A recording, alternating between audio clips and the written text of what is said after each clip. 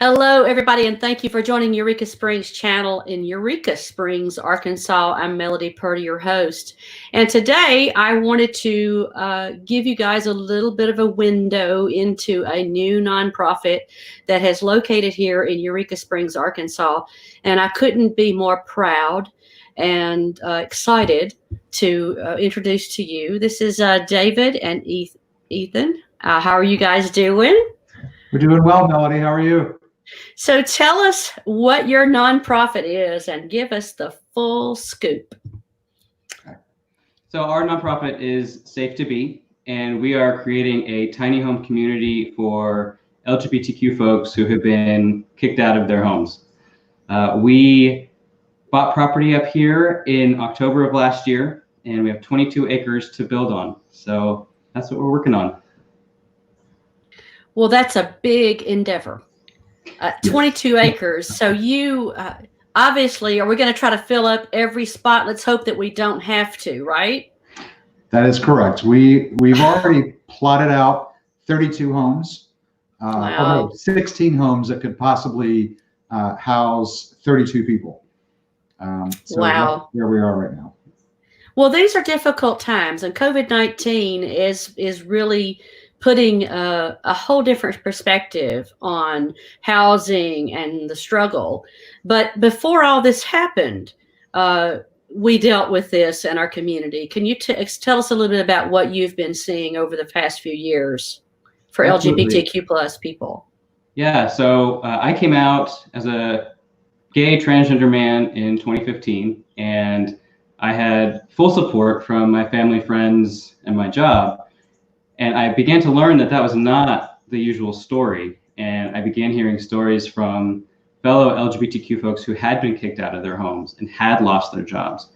And I thought, something has to be done about this. This is not okay. And no. I learned about, the rainbow family, if you will, and how we take care of one another through the generations.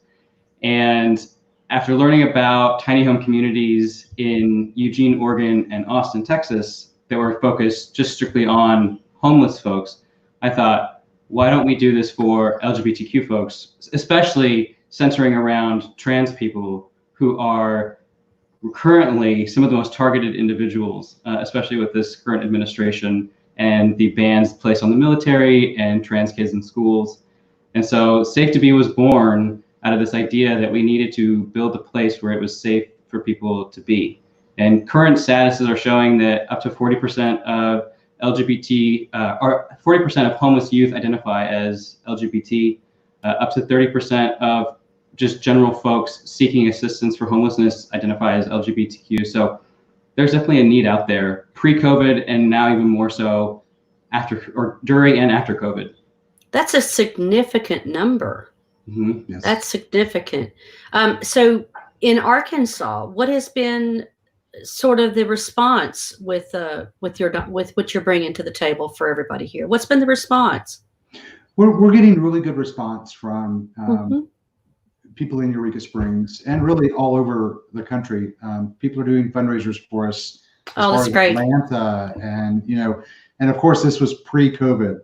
And right. now we try to do our own little shows to raise what we can when we can. But Eureka Springs, we first visited here 3 years ago? 2 years ago. 2 years ago. Fell in love with the city, could not believe it at all. We're originally from Dallas. We made the move here permanently. And so yeah, we've been very pleased with how Eurekans are stepping up. Yeah. Well, I think that bringing a light to this situation is so important. And what you guys are trying to accomplish out there, obviously, is very much so needed. What is it that we can do as a community here in Eureka Springs, and perhaps whoever's listening today? What can we do? What are the immediate needs for you guys? Well, I would say, first of all, shameless plug, safetobe.org, SAFETOBE.org. We give monthly updates on everything that's going on our property, where we stand with everything. Our immediate needs right now are volunteers that can come out and help us clear the land, clear the actual spots for the tiny homes. We are also in immediate need of a septic system planner. Oh, So yeah. So if anyone is out there listening and you're a septic system planner, Oh, yeah. give me a call.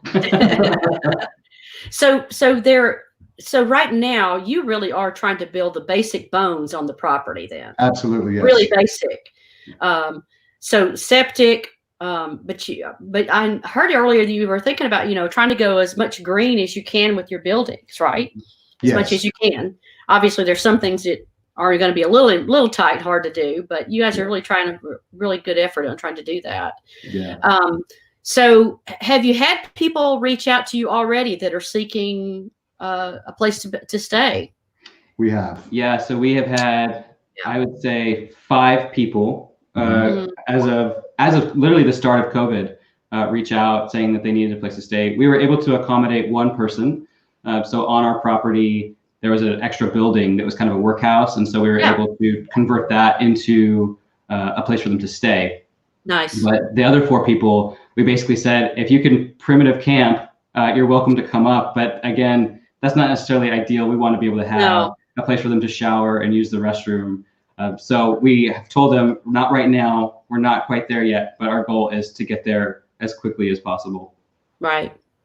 So the tiny home, are you going to try to do that? Build it yourself? Or are you going to contract? What are the plans there? I mean, as soon as you get the septic in, obviously we got to get that going, and then we get, but let's say if you were to magically get the septic system next week, and for maybe somebody's listening that might be willing to underwrite that. This is it's crisis, so we need to have that. If you've got people waiting right now. Yeah. If you were to be able to magically get that septic system next week, I mean, how soon could you get a building up to maybe start helping somebody out? It's very, very quick. We have found a local vendor here in Eureka Springs. Oh, great. What we are doing is turning, I don't know if you've ever heard of the term shome. It's where you take a big tough shed and you modify it into living quarters. Yeah. So we have that makes sense. Space. Yeah. Exactly. Drill a few holes, throw through pipes in there, you're good, right? A little extra wood and to meet code, and you're all good. And we've been working with the guy here. He was completely open to everything we told him about Safe to Be. He's been an amazing asset to have. So as soon as we get that septic, we can start pouring concrete and putting these shelters in place. Gosh, well, if you've already got 4 or 5 people that are needing you, I mean, hopefully someone's listening today that could help out and underwrite that particular project. But in the meantime, I guess if any of us want to come out and help clear the land and help out, you're ready for us, spray down with some deep woods off and come out there and help guys, right? That is true. I mean, it is summertime, right? Here, bring your chainsaws, bring all your gear. Yeah. Good. Well, gentlemen, we appreciate y'all so much, and this effort is so needed. I wished it wasn't, but I'm so grateful that good folks like you guys are here to hopefully make it be something that we can all take advantage of and help people out. It's a big endeavor. Thank you so much. You're welcome. Go ahead. If anybody has any questions for us, they can email us at info@safetobe.org. Okay, got it. info@safetobe.org. And you do have on your website, I know you've got a link for donations there, and so people can just go right there and do a direct donation and holler back at you, and hopefully can come out and volunteer if they can. Absolutely. Oh man, one day, gentlemen, perhaps your property can just be turned into just a magical resort for that. We won't need any of this, and you can just make it your playground, right? So hopefully one day we won't need all that. But in the meantime, let's try to, if you're listening, let's try to help these gentlemen out and help them help others. Thank you, gentlemen, and thank you for joining me today. And we will hope to see you again soon. And we'll check back in with you and see what kind of progress you've made next time, okay? Perfect. Thanks. Thank you so much. Thanks, guys. Bye-bye. So, guys, this is a terrible thing that we actually need something like this in our country. COVID crisis, like the gentleman said, a COVID crisis has made this even more of a critical mass situation. There are so many people out there that are struggling with their rent, but the discrimination begins where it first hits, and it usually is LGBTQ plus people who are some of the frontline people that get discriminated against. So let's try to help these gentlemen build this vision and make this dream come true and help save lives.